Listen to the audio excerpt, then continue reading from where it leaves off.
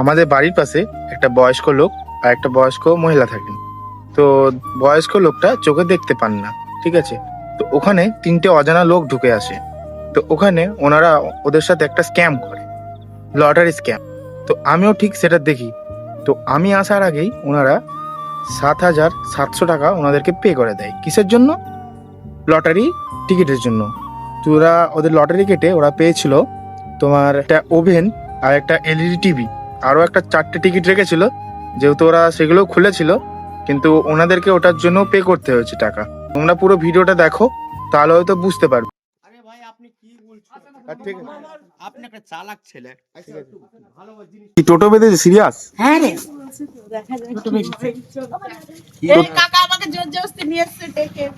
টোটোর জন্য আবার পয়সা দিতে হবে নাকি? না ওটা ফ্রি। ও দাদা পয়সা দিতে হবে?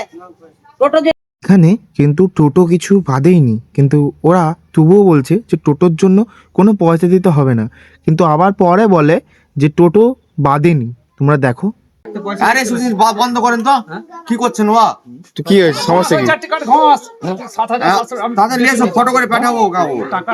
এখানে আমাকে বারবার ভিডিও বন্ধ করার জন্য বলছিল। তো আমিও ওদেরকে বলেছি, তোমরা হয়তো ভিডিওতে দেখবে।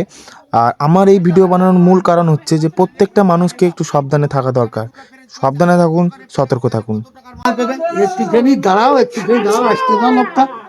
দেখেন আপনি লাইফের জন্য টাকা ইনকামের জন্য এই ভিডিও গুলো কিন্তু ভালো লাইফ হচ্ছে। তোমাদেরই তো ভালো ভিডিও হলে, খারাপের কি আছে? অসুবিধা আছে কিছু? না না কোনো চুরি করছো না ডাকাতি করছো, অসুবিধা কি আছে?